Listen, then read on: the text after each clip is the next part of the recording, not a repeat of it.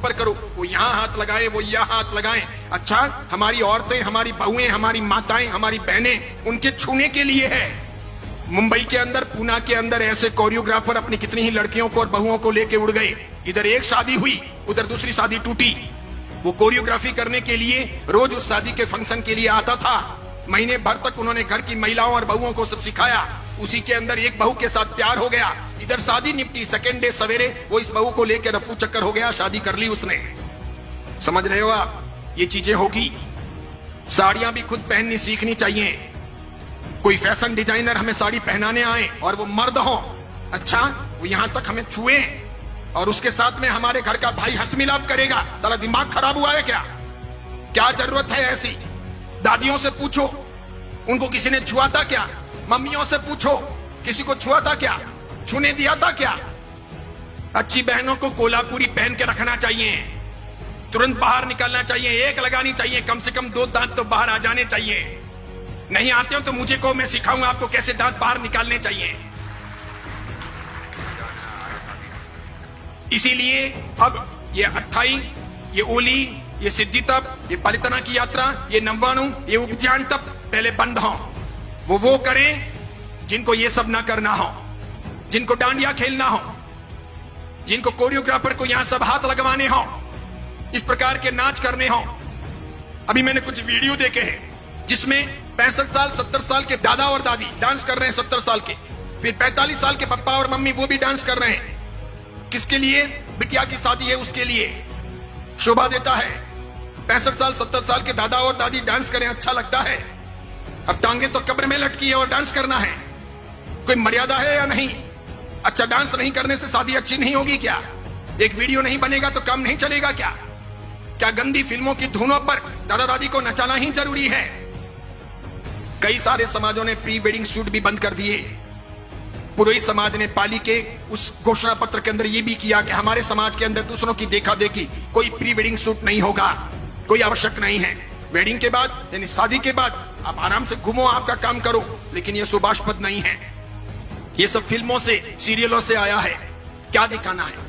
और मुझे तो यूं लगता है कि हमारा बदन हमारे वीडियो के द्वारा इस प्रकार अर्धनग्न कपड़े पहने हुए, हाफ पैंट या इतना सा पहना हुआ नीचे, ऊपर इतना सा पहना हुआ, और फिर हम प्री वेडिंग शूट करते हैं और वो लोग देखते हैं तो क्या देखते हैं? क्या देखते हैं? आप दिखाना क्या चाह रहे हो? अच्छा, जो आपको दिखाना है वो आपके पति को दिखाना है कि दूसरों को दिखाना है? ये पति के लिए है कि दूसरों के लिए है? यानी आप एक सदाचारी मां बनना चाहती हो कि वेश्या रहना चाहती हो? करना क्या है? जाना कहां है? एम क्या है? उसी प्रकार पूछना चाहता हूं, जीटों की स्थापना हुई तो ये एम था क्या? कहीं जीटों के घोषणा पत्र में ये चीजें हैं क्या कि हम डांडिया रास का आयोजन करेंगे? स्थापना के दिन ही जीटों वालों को जूते पड़ गए होते। आज मेरी बात सत्य सिद्ध हो गई कि नए पद्मसागर जी महाराज ने बंदरों के हाथों में नारियल दे दिया, बिल्कुल दे दिया। जीटों में कई लोग ऐसे भी हैं जो सदाचारी हैं, समझदार हैं, आचार संपन्न हैं, मुझे मिलते भी हैं, अन्य महाराज साहब को मिलते हैं।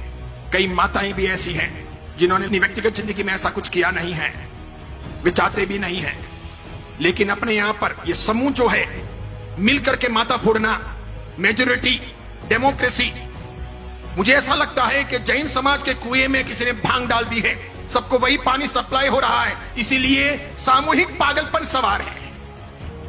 इस बीच में ऐसा कोई आदमी बोले तो उसकी बहुत कीमत नहीं, उसको लोग खारा समझते हैं, उसके प्रति लोग दुर्भाव रखते हैं, उसे पसंद नहीं करते। क्योंकि मुझे तो ये सब फर्क नहीं पड़ता, मैं किसी की रोटियों का मोहताज नहीं हूं, और मैं तो कफन पहन के निकला हुआ हूं पहले से ही, और मेरे कोई आगे रोने वाला नहीं, पीछे कोई धोने वाला नहीं, मैं इसकी फिक्र करता नहीं। मुझे कोई बहन बेटी की शादी करवानी नहीं है, मेरा कोई उपास्य नहीं, मेरा कोई मंदिर नहीं, मेरा कोई घर नहीं, मेरे कोई स्थान है नहीं, मैं कल कहां रहूंगा ये मुझे पता नहीं है, इसलिए मैं कोई परवाह करता नहीं कि मुझे किसी प्रकार की गुलामी करनी है, बिल्कुल नहीं, नेवर।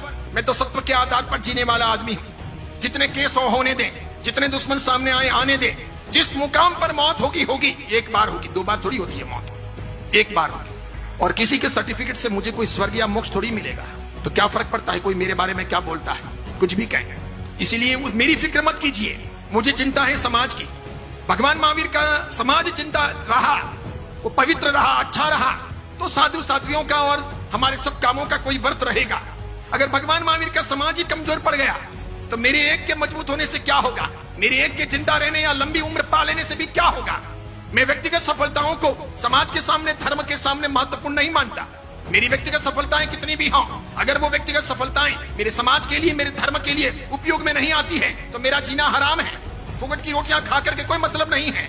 इसलिए मैं सोचता हूं सफलता का पहला मापदंड कि मेरा समाज सुरक्षित रहे, साफ सुथरा रहे, मेरा धर्म सुरक्षित रहे, साफ सुथरा रहे। यह आवश्यक है। आप जैसे लोगों को क्रांति करनी चाहिए, उठना चाहिए। पूरे बेंगलुरु में यह हवा फैलानी चाहिए कि डांडिया नहीं होगा, कोई जीतो, कोई जियो, कोई अन्य संस्थाओं के अंडर में नहीं होगा। उसके लिए संस्थाएं ना बने। जो लोग भी प्रयास करें आकर के मुझे कहिएगा, मैं आपके साथ में हूं, तन से, मन से, धन से, और पूरी ताकत लगाइए। और खास करके मैं मातृ शक्ति से कहना चाहूंगा कि उठो। हमारी बहन बेटियों को, हमारी आने वाली परंपराओं को हमको भ्रष्ट नहीं बनाना है, वेश्या नहीं बनाना है। जवानी के दिन तो चले जाएंगे, उनको लोगों के सामने नहीं थिरकाना है। वो गंदे गंदे फिल्मों के गीत क्या सिखाने हैं, क्या जरूरत है, और क्या क्या होगा, और वापस रात्रि भोजन होगा। इसलिए जीतों की भलाई इसी में है कि वो समझें, वो मर्यादा में रहें, वो ऐसे काम ना करें। वो IAS IPS के लिए काम कर रहा है, वो बहुत अच्छा है, वो कीजिए। एजुकेशन के लिए, साधर्मिक भक्ति के लिए, मेडिसिन के लिए, या फिर साधु साध्वी के वैयावच यानी श्रवण आरोग्यम के लिए जो काम कर रहा है वो अच्छा है, बहुत बढ़िया है। इसके लिए वे अभिनंदन के पात्र हैं। लेकिन ये जो काम किया जा रहा है, इसमें जो लोग भी लगे हुए हैं, बस इसी में शान है कि चुपचाप पीछे हट जाएं, ना करें। इसका अंजाम अच्छा नहीं होगा। फिर ऐसा ना हो कि हमको दूसरे कोई तरीके अपनाने पड़े बंद करवाने के लिए। ऐसी चीजें मान्य नहीं होनी चाहिए।